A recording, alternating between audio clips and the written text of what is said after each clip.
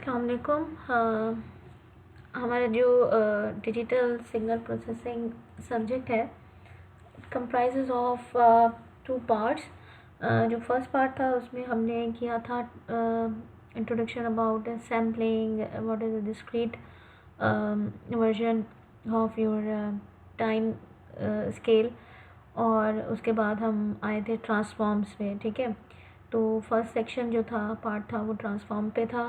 Second जो है वो आपका जो है वो फेज़ है, वो है डिजिटल फ़िल्टर्स पे।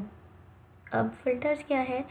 फ़िल्टर मीन्स के जो कि आपके क्या कह सकते हैं, जो वांटेड सिग्नल जो है आपके हिसाब से यूज़र डिफाइंड, उसको अलाउ करे, और बाकी जो अनवांटेड सिग्नल्स हैं उनको क्या करे, ब्लॉक करे। जैसे आपका पानी का फ़िल्टर लगा हुआ होता है, तो उसमें क्या होता है कि आपका जो साफ़ पानी होता है वो तो आपको मिल जाता है, और जाके मट्टी या जो डस्ट होते हैं वो उसमें क्या हो जाते हैं, अलग हो जाते हैं, जो कि आपके लिए अनवांटेड है। तो फ़िल्टर्स मीन्स कि वांटेड सिग्नल जो है वो अलाउ करेगा, अनवांटेड सिग्नल को जो है वो रोकेगा। अब आप लोगों ने एनालॉग फ़िल्टर्स जो है वो स्टडी कर चुके होंगे। उन्हीं की पॉइंट्स को लेके, कंडीशंस को लेके हम उसकी मैपिंग करेंगे। मैपिंग करने के बाद हम उसको कन्वर्ट करेंगे किसमें, डिजिटल फ़िल्टर में। क्योंकि ऑब्वियसली अब ये मतलब नहीं है कि आपका एनालॉग सिग्नल है उसके बाद डिजिटल किया तो आपका सिग्नल चेंज हो जाएगा। Signal it remains the same, सिर्फ उसका जो कंडीशन है वो क्या हो जाएगी, चेंज हो जाएगी।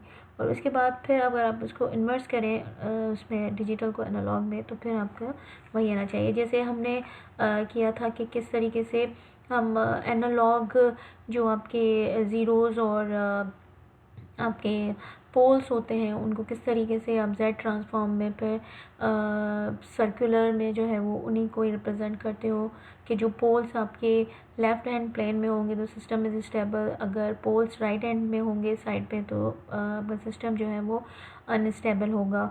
और फिर अगर जो लेफ़्ट हैंड साइड पे पोल्स हैं, जब आप उसको डिजिटल में कन्वर्ट करोगे, दैट मीन्स के वही पोल्स जो हैं वो आपके यूनिट सर्किल के अंदर आएंगे। दैट मीन्स के योर सिस्टम इज़ स्टेबल। और अगर आपके राइट हैंड साइड वाले पोल्स हैं, जब आप उनको डिजिटल में रिप्रेजेंट करोगे तो वो आपके उस यूनिट सर्कल के बाहर आएंगे। तो किस तरीके से हम एनालॉग की टर्म्स लेके फिर उसको हम मैपिंग करके फिर हम उसको कन्वर्ट कर देंगे इसमें डिजिटल फ़िल्टर्स में। फिर आपके डिजिटल फ़िल्टर्स के जो है वो फर्दर दो टाइप्स में फिर डिवाइड हो जाता है। डिजिटल फ़िल्टर्स जो है उनकी इसकी दो टाइप्स होती हैं, एक FIR फ़िल्टर्स होते हैं, दूसरे IIR filters. FIR stand for finite impulse response, and IIR जो है वो stand for infinite impulse response. Finite impulse response, infinite impulse response से क्या मुराद है कि हमने इनपुट पे जो है वो इम्पल्स रिस्पॉन्स दिया, हमने इनपुट जो है वो इम्पल्स दिया सिस्टम को, और जो सिस्टम का जो आउटपुट था उसका जो सीक्वेंस था या सैम्पल्स थे जो फाइनाइट आएंगे, तो दैट मीन्स के जो है वो आपका जो फ़िल्टर है या सिस्टम है वो क्या है, हैविंग फाइनाइट इम्पल्स रिस्पॉन्स। और अगर हमने एक इम्पल्स रिस्पॉन्स दिया है इनपुट पे, फिर वो फाइनाइट हो या इनफाइनाइट, हमें आउटपुट पे जो है वो इनफाइनाइट इम्पल्स रिस्पॉन्स या सीक्वेंस मिले, तो उसको हम क्या कहते हैं, IIR impulse infinite impulse response digital filters. Means के we have two type of digital filters, one which has what finite impulse response output, और output response जो होगा वो finite होगा, फाइनाइट सैम्पल्स में होगा, और दूसरा जो है वो जिसका फ़िल्टर जिसमें जो आपका आउटपुट होगा उसमें इनफाइनाइट नंबर ऑफ़ सैम्पल्स होंगे। तो ये दोनों ही जो है वो हम जो है वो इस सेक्शन में कवर करेंगे। पहले हम फाइनाइट इम्पल्स रिस्पॉन्स को देखेंगे, किस तरीके से हम उसको कैलकुलेट करते हैं। आपकी जो भी हम पीछे फार्मूलाज करके आए, फोरियर ट्रांसफॉर्म डिजिट, अब ऑब्वियसली आपके पास फोरियर ट्रांसफॉर्म एनालॉग तो नहीं चलेगा।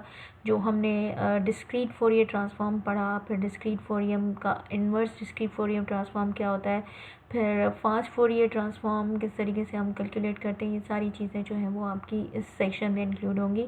अब उसको बार बार हम रिपीट नहीं करेंगे, हम डायरेक्ट फार्मूलाज लगाएंगे और अपने सॉल्यूशन आंसर हम फाइंड आउट करेंगे। ठीक है, सो डिजिटल फ़िल्टर्स जो है वो दो टाइप्स के होते हैं, FIR IIR। फ़िल्टर का जो आउटपुट रिस्पॉन्स है अगर फाइनाइट होगा तो that means FIR digital filter है, अगर आउटपुट जो है रिस्पॉन्स वो इनफाइनाइट होगा तो that means IIR digital filters है. Now the FIR filters when the input impulse response is finite. जब आप इनपुट दे रहे हैं फाइनाइट और आउटपुट भी आपको क्या दे रहा है, फाइनाइट दे रहा है, तो दिस टाइप ऑफ सिस्टम या फिल्टर उसको हम क्या कहते हैं, FIR filter. When the input impulse response is finite and also output H of n will have finite sample. ठीक है, तो जो X of n है हमारे पास इनपुट, वो भी हमारे पास क्या है, इम्पल्स है किसी भी सिस्टम का डिजिटल फ़िल्टर. ऑब्वियसली हमारा सिस्टम होगा और जो आउटपुट होगा Y of n या H of n वो भी हमारे पास क्या होंगे, फाइनाइट सैम्पल्स होंगे. अब यहाँ पे सैम्पल्स हम क्यों बात कर रहे हैं, क्योंकि आपका जो डिजिटल सिस्टम्स होते हैं उनके जो आउटपुट या इनपुट जो होगा वो सैम्पल्स की सूरत में होगा. मीन्स के डिस्क्रीट सीक्वेंस में जो है वो आपका इनपुट और आउटपुट होगा, तो हम यहाँ पे सैम्पल्स की बात कर रहे हैं.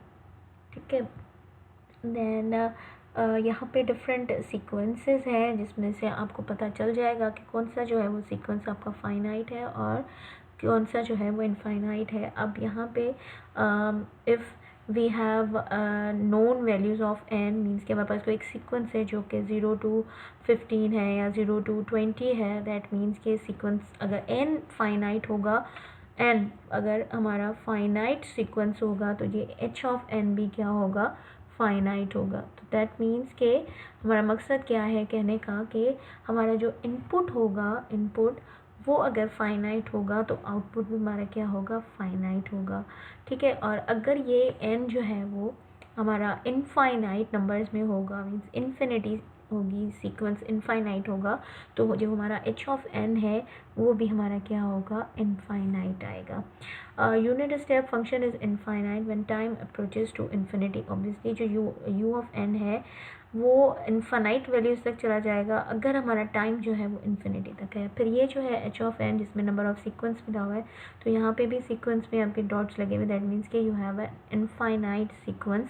So if you have infinite number of sequence means के यहाँ पे क्या होगा, H of 0, then H of 1, then H of 2 and so on up to the nth value. nth यहाँ पे इनफाइनाइट होगी तो H of n भी क्या होगा, इनफाइनाइट.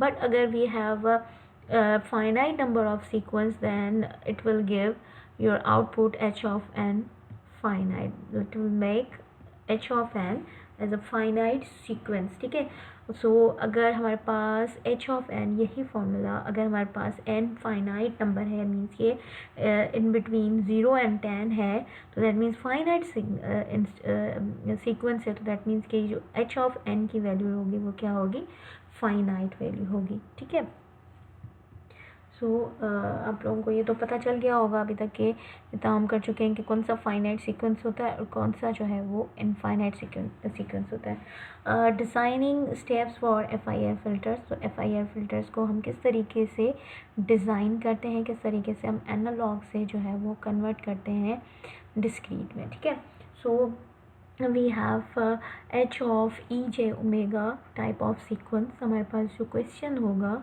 वो क्या होगा, आपके पास H of EJ ओमेगा. अब E of J ओमेगा क्या है, या H of F हम रिप्रेजेंट करते हैं. अब ये क्या है, आपका फ्रीक्वेंसी डोमेन है, फ्रीक्वेंसी डोमेन. अब फ्रीक्वेंसी डोमेन मीन्स कि आपने अपने सिग्नल को जो कि आपका जो टाइम डोमेन था उसको आपने फ्रीक्वेंसी डोमेन में कन्वर्ट किया by using Fourier transform.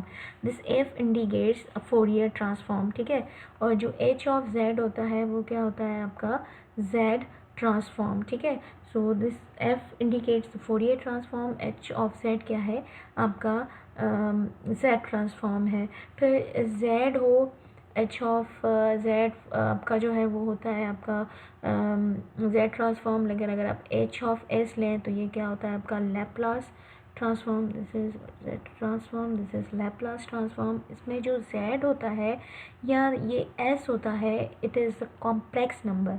Complex number means कि having real value as well as an imaginary value, जिसको हम डिनोट करते हैं E raised to minus j omega excess, ठीक है। तो जे ओमेगा हम क्यों कह रहे हैं, ओमेगा मीन्स कि आपका जो कंपोनेंट है वो क्या है,